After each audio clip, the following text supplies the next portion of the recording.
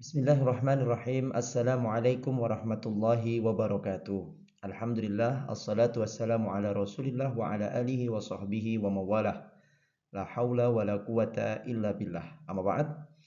Perkenalkan, saya Anang Wahid Cahyono, peserta PKDP 2026, PTP UIN Said Ali Rahmatullah Tulungagung.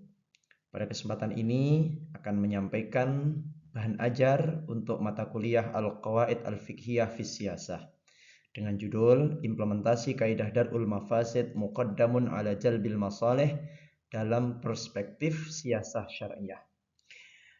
Judul ini merupakan CPMK 2 yang berisi mengkontekstualisasikan 5 kaidah induk Al-Qawaid Al-Khamsah ke dalam hukum tata negara darurat, pembuktian hukum asas umum pemerintahan yang baik, dan konvensi ketatanegaraan. Baik, tujuan daripada mata kuliah ini atau judul ini adalah untuk mengetahui pengertian kaidah dar'ul mafasid muqaddamun ala jalbil masalih dalam kerangka hukum Islam. Yang kedua, nanti kita akan mengetahui bagaimana pengaplikasian kaidah dar'ul mafasid muqaddam ala jalbil masalih dalam rangka preventif ya, dalam preventif untuk kebijakan-kebijakan dari pemerintah. Yang pertama, pembahasan dari kaidah ini adalah definisi kaidah. Jadi kaidah ini dilandaskan pada surat Al-Baqarah ayat 195,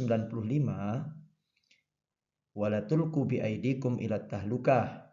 Janganlah engkau jatuhkan dirimu dalam kebinasaan. Menurut Imam As-Suyuti dalam kitab Al-Asbah wan Nadhair, bahwa landasan kaidah ini adalah hadis Rasulullah SAW, la dharara wa la dirara. Tidak boleh membahayakan diri maupun orang lain. Oleh karena itu Islam sangat menekankan perlindungan dari bahaya. Kemudian yang kedua, hubungan kaidah dengan prioritas maslahat. Jadi kaidah ini sangat berhubungan dengan maqasid syariah, ya, terutama yang digagas oleh Imam Asy-Syatibi, bahwasanya turunnya syariat itu adalah untuk lihifdzi khamsat asya, untuk menjaga 5 macam. Yang pertama adalah hifdzuddin, perlindungan agama; hifdzun nafas, perlindungan jiwa; hifdzul akal, perlindungan akal; hifdzun nasl, keturunan; dan juga hifdzul mal, harta. Nah, sekarang kita akan masuk kepada pengaplikasian kaidah. Jadi yang pertama adalah prinsip kebijakan preventif. Yang pertama, kaidah ini menjadi dasar negara untuk membuat kebijakan preventif untuk melindungi masyarakat dari potensi kerusakan. Prinsip prioritas pencegahan, mencegah kerusakan lebih diutamakan daripada memberikan manfaat. Kemudian, analisis kaidah dalam kebijakan preventif negara bisa kita lihat contohnya adalah tentang AMDAL, analisis mengenai dampak lingkungan.